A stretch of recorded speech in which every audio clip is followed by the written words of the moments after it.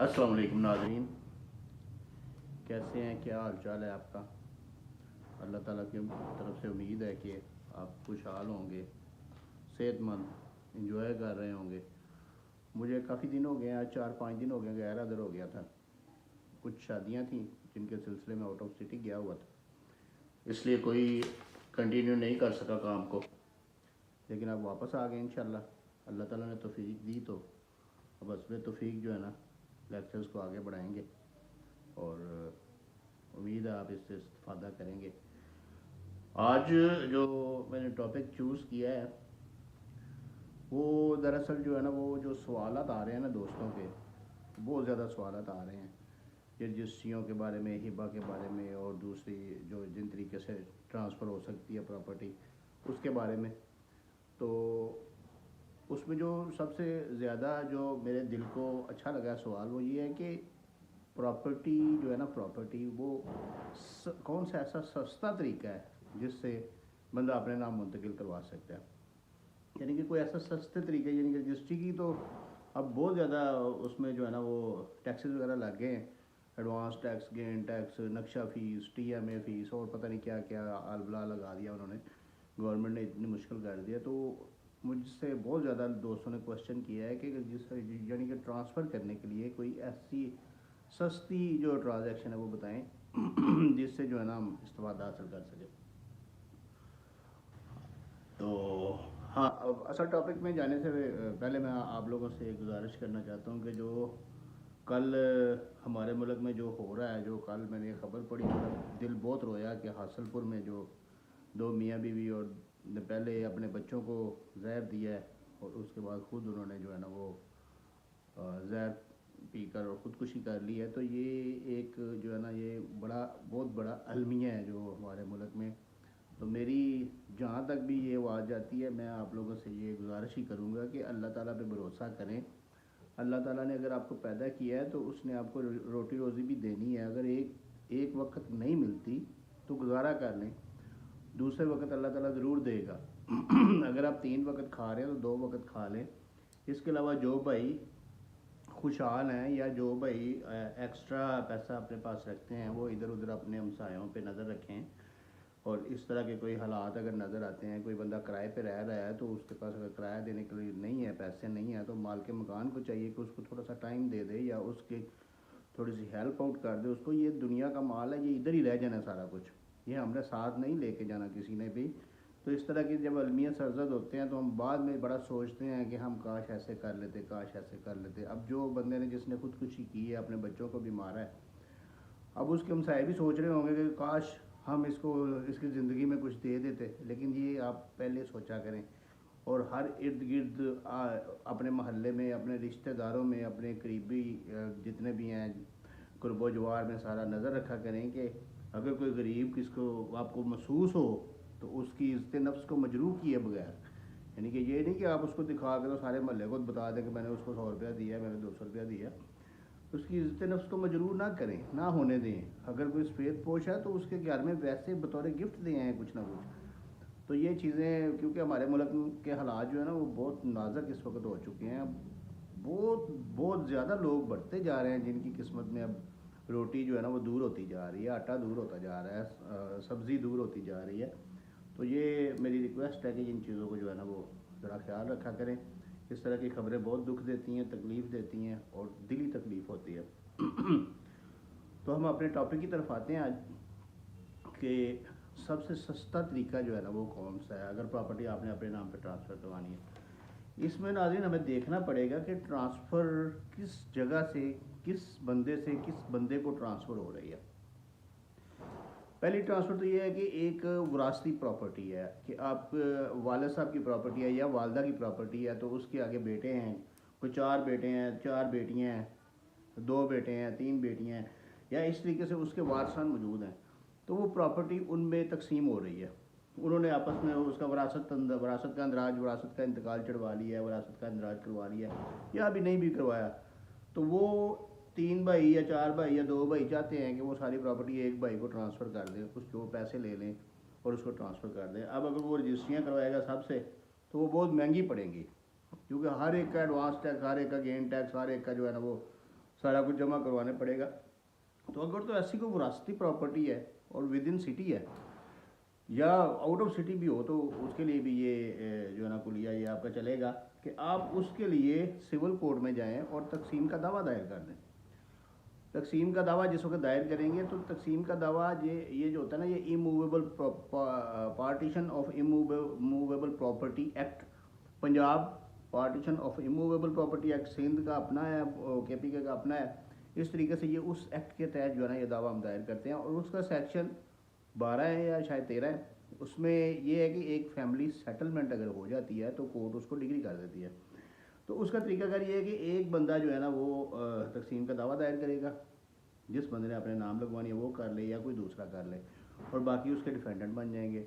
उसके बाद 2-4 दिन के बाद, ज़्यादा नहीं 2-4 दिन के बाद ही उसमें फैमिली सेटलमेंट जमा करवाएं। फैमिली सेटलमेंट एक सादे पेपर पर लिखें, उसमें लिखें कि ये हम फ़लाँ फ़लाँ जो बहन भाई है वो इस हिस्से से दस्तबरदार हो गया और फ़लाँ भाई जो है ना वो इसको सारा हिस्सा मिल गया। यानी कि अब ये जो छोटा भाई है या बड़ा भाई है या जिसको आपने देना है वो पूरे मकान का या पूरे घर का, पूरी दुकान का, पूरी प्रॉपर्टी का मालिक बन चुका है। तो वो उसके ऊपर लिखा जाएगा, उसके ऊपर साइन हो जाएंगे, सबके अंगूठे लग जाएंगे, वो कोर्ट के अंदर एग्जिबिट हो जाएगा। एग्जिबिट बोलते हैं कि जिस वक्त कोई कोर्ट के केस के अंदर कोई डॉक्यूमेंट सबमिट किया जाता है ना और उसको फाइल का हिस्सा बनाया जाता है ओरिजिनल डॉक्यूमेंट को, तो वो उसको एग्जिबिट बोलते हैं। तो वो एग्जिबिट हो जाएगा, उसमें फिर कोर्ट आप सब के सब बहन भाइयों के बयान भी रिकॉर्ड कर लेगी, वो रिकॉर्ड हो जाएगा और उसके बाद उसकी डिग्री जारी कर देगी। अब डिग्री जो है ना वो 500 रुपये के स्टाम्प पे जारी होगी। अब इस पूरे प्रोसेस पे सिर्फ 500 रुपये का स्टाम्प लगता है या कोई वकील साहब की फ़ीस लगती है, इसके अलावा कुछ नहीं लगता। तो उस डिग्री को आप फिर सब रजिस्ट्रार के पास रजिस्टर्ड करवा लें। जिस तरह रजिस्ट्री रजिस्टर्ड होती है ना, इस तरह उस डिग्री को रजिस्टर्ड करवा लें।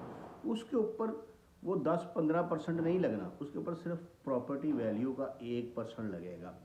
अब 1% आपने जमा करवाया उधर, अगर आपकी 1 करोड़ की वैल्यू है तो अगर तो आप रजिस्ट्रियाँ करवाएंगे तो आपको 10-15 लाख 12-15 लाख रुपया लग जाएगा। लेकिन अगर आप इस तरीके से डिग्री करवाते हैं, डिग्री करवा के डिग्री को रजिस्टर्ड करवाते हैं तो आपका सिर्फ 1 लाख रुपया लगेगा और बाकी कोई 30-40 हज़ार ऊपर खर्चा हो जाएगा। तो इस तरीके से आप जो है ना ये इसकी एक कसीर रकम, बहुत ज़्यादा रकम जो है ना आप इसको बचा सकते हैं। इसके अलावा अगर कोई बच्चा अपने वालिद से प्रॉपर्टी ख़रीद रहा है तो उसके लिए ज़रूरी नहीं है कि रजिस्ट्री कराए, उसके लिए ये है कि हिबा उसका जो है ना वो दर्ज करवा ले और हिबा रजिस्टर्ड करवा ले। हिबा रजिस्टर्ड ना करवाए, हिबा लिखवा के तो उसकी कोर्ट से डिग्री ले लें। कोर्ट से डिग्री वो भी सस्ती पड़ेगी और उसकी रजिस्ट्रेशन भी जो है ना वो सस्ती होगी। अगर वो उसकी रजिस्ट्री करवाता है तो उसके पैसे ज़्यादा लगेंगे। तो इसके अलावा अगर यानी कि आपने डेक्लेरेशन फुल पेमेंट की डेक्लेरेशन भी ले सकते हैं। फुल पेमेंट हमने कर दी है फ़लाँ बंदे को, तो वो अब जो हमें रजिस्ट्री नहीं करवा रहा, उसकी डेक्लेरेशन भी ले सकते हैं अगर उसका कोई प्रॉपर्टी का सबूत नहीं है। इसके अलावा अगर आप देखते हैं कि आपने आगे सेल करनी है, आगे फर्दर आपने सेल करनी है, तो आप उसका मुख्तारनामा भी रजिस्टर करवा सकते हैं, जो कि मैंने मुख्तारनामा भी एक सेपरेट लेक्चर में सारा उसका तरीकाकार समझाया हुआ है और वो बताया हुआ है कि मुख्तारनामा की कितनी इकसाम है, मुख्तारनामा कैसे बनता है और उसके क्या कॉन्सिक्वेंसेज है। इसके अलावा अगर आप अपने भाई से या कोई अपने किसी करीबी अजीज़ से ख़रीद रहे हैं, परचेज़ कर रहे हैं, तो उसका एक बड़ा यानी कि खुफिया तरीका है जो अभी इस वक्त मैं मंजर आम पे ला रहा हूँ और वो अब डेफिनेटली वायरल हो जाएगा, सबको पता चल जाएगा कि आप उसको अपनी बीवी के नाम हक महर में उसको लिखवाएं, उस जगह को हक महर में लिखवाएं और उस बंदे को अपने निकाहनामे में बतौर गवाह जो है ना अगर वो मौजूद होना चाहिए, बतौर गवाह या कोई दूल्हा का वकील मौजूद हो या बतौर गवाह उसमें मौजूद हो। तो आप उसकी प्रॉपर्टी अगर अपनी मिसेज़ के नाम, अपनी बीवी बेगम के नाम हक महर में लिखवा लें तो उसकी कोई डीड बन जाए और उसमें डीड में लिखा जाए कि मैं उस वक्त ये जो है ना कमिटमेंट हुई थी तो मैं इसको देने के लिए तैयार हूँ, तो वो कोर्ट उसको डिग्री करेगी। तो कोर्ट के पास ऑप्शन नहीं होगा, वो बंदा आके बयान देगा तो कोर्ट उसको जो है ना वो डिग्री करेगी और इस पर कोई खर्चा नहीं आएगा, 1 रुपया भी खर्चा नहीं आएगा। वो कोर्ट उसको डिग्री करेगी और डिग्री के बाद उसका आप इंतकाल जो है ना वो पटवारी के पास जाकर चढ़वा सकते हैं। ये ऐसे सीक्रेट जो है ना वो मेथड्स हैं जो कि आम तौर पे जो है ना वो इस सिस्टम में ये रिवाज नहीं है, लेकिन ये इसमें आप कर सकते हैं। सपोज़ कि एक बंदा अपने भाई को जगह देना चाहता है, अब वो प्रॉपर्टी में शेयर होल्डर नहीं है, अगर वो शेयर होल्डर है तो फिर तो तकसीम का दावा किया और उसकी डिग्री हासिल की और उसको 1% देकर रजिस्टर्ड करवा लिया। अगर शेयर होल्डर नहीं है, अपने भाई से जगह खरीद रहा है, तो वो अपनी बीवी के नाम लगवा ले, वो उसका देवर है या जेठ है, तो वो उधर कोर्ट में जाके बयान देगा कि मैंने शादी पे अपने भाई के पास था, मैंने कमिटमेंट की थी कि मैं अपने भाई की जगह पे या हकमैर में जगह दूंगा, तो वो मैंने दे दिया, तो कोर्ट उसको उसको डिग्री कर देगी। ये यानी कि एक कोर्ट के पास ऑप्शन नहीं कोई और होगा, तो कोर्ट उसको रिजेक्ट नहीं करेगी, ना उसको यानी कि डिसमिस करेगी, तो कोर्ट उसको डिग्री कर देगी। तो वो डिग्री आप उसका जो है ना वो इंतकाल चढ़वाएँ उसका, और उसके बाद वो आपकी मिसेज के नाम ट्रांसफ़र हो जाएगी। ये बिल्कुल ही सस्ता तरीका। इसके अलावा इसमें जो है ना रजिस्ट्री में ख़र्चा बचाने के लिए, आपको टैक्सेस बचाने के लिए आप फाइलर हो जाएं। फाइलर यानी कि हो जाएंगे तो आपको 2% एडवांस टैक्स पड़ेगा। अगर बेचने वाला फाइलर है तो उसको 2% गेन टैक्स पड़ेगा। अदरवाइज आपको 7% एडवांस टैक्स है और उसको 4% गेन टैक्स है। इसलिए आप फाइलर हो जाएं। फाइलर और नॉन फाइलर क्या होते हैं और किस तरह होते हैं, ये इसका मैं एक सेपरेट लेक्चर दूंगा। लेकिन ये है कि ये बहुत आसान होता है, इसमें कोई ऐसा इशू नहीं है। आप ये कभी भी ना सोचें कि अगर हम फाइलर हो गए तो हमारा रिकॉर्ड एफबीआर के पास चला जाएगा। आपका रिकॉर्ड अल्हम्दुलिल्लाह पहले ही एफबीआर के पास मौजूद है। आपने जिस वक्त रजिस्ट्री करवाई, आपने एडवांस टैक्स 7% दिया तो एफबीआर के पास ही जाना है। आपने एडवांस टैक्स 2% दिया तो फिर भी एफबीआर के पास ही जाना है। आपकी मनी ट्रेल एफबीआर ने पहले से ही मालूम कर रखी है कि आपके पास पैसे हैं या नहीं है। इसलिए आप ये मत सोचें कि हम एफबीआर को धोखा दे रहे हैं या चीट कर रहे हैं या उसकी नज़रों से बच रहे हैं या हम अपना एसेट शो नहीं करना चाहते। ऐसा कुछ भी नहीं है। ये एसेट शो होते हैं और ये उनको पता है, जो अथॉरिटीज़ बैठी हुई हैं उनको पता है। लेकिन ये इस मुल्क में का आप कह लें कि ये एक माइनस सेटअप है कि माइनस फैक्टर है कि इस मुल्क में जो है ना वो कोई इसको फॉलो अप नहीं करता, कोई परसू नहीं करता। अगर कोई एक 7% दे के 2-4 करोड़ की प्रॉपर्टी खरीदता तो उसको पूछता कोई नहीं है। लेकिन अगर कोई 2% दे के भी करेगा तो उसको भी कोई नहीं पूछेगा। लेकिन अगर आप फाइलर हो जाएंगे तो आपको एक पते की बात बता रहा हूँ कि आपकी जो बंदा रिटर्न फाइल कर रहा है ना, उसको कहें कि ये जो 2% मैंने एडवांस टैक्स जमा करवाया ना, इसका भी रिफंड अप्लाई करें, ये भी मुझे वापस लेके दे।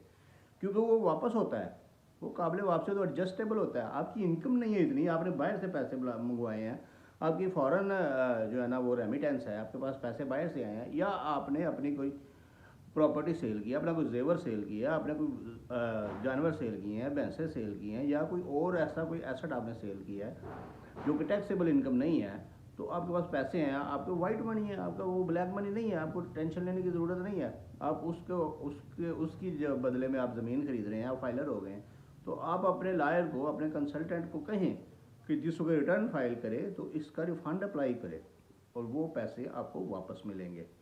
तो इस तरीके से रजिस्ट्री में भी आप उसकी जो है ना वो प्राइस वो कम कर सकते हैं। लेकिन रजिस्ट्री कभी भी कम कीमत पे मत करवाया करें, क्योंकि हकशुफा और उसका बड़ा ख़तरा होता है। और हकशुफा एक डेफिनेटली एक राइट है प्रीएम्पशन का, जो कि जिस वक्त आप रजिस्ट्री करवाते हैं उसी वक्त शुरू हो जाता है। तो इसे पूरी कीमत की करवाया करें। या अगर हकशुफा से बचना है तो मैंने हकशुफा वाले लेक्चर में आपको उसका तरीका समझाया हुआ है कि पहले थोड़ी सी कम जगह की रजिस्ट्री करवाएं और उसके बाद फिर जो है ना 2-3 महीने के बाद जिस वक्त आप उसमें शरीक खाता हो जाएं तो उसके बाद फिर उसमें से बाकी भी जगह की भी रजिस्ट्री करवा लें। हो चाहे फिर आप डीसी वैल्यू पे करवाएं, चाहे जहाँ जैसे भी करवाएं, फिर उस पर हकशुफा नहीं होगा, क्योंकि आप भी उसमें शरीक खाता होंगे और आपको ज़्यादा राइट होगा। आप फ्रंट पहले ले लिया, उसके बाद आप पीछे वाली जगह ले रहे हैं, वो बंदा साइडों पे है, आपको ज़्यादा राइट होगा, इसलिए आपको प्रीएम्पशन से आप बच जाएंगे। इस तरीके से जो है ना वो आज यही आप सबको बताना था कि जो रजिस्टर्ड सेल डीड जो इतनी महंगी है उसमें हम बचत कैसे कर सकते हैं, डिग्री कैसे करवा सकते हैं और जगह अपने नाम पे कैसे ट्रांसफ़र कर सकते हैं। अपना ख्याल रखिएगा, दुआओं में याद रखिएगा। अल्लाह ताला आप लोगों का हामी और नासर हो और मुझे तौफीक दे कि मैं आपको बताता रहूँ।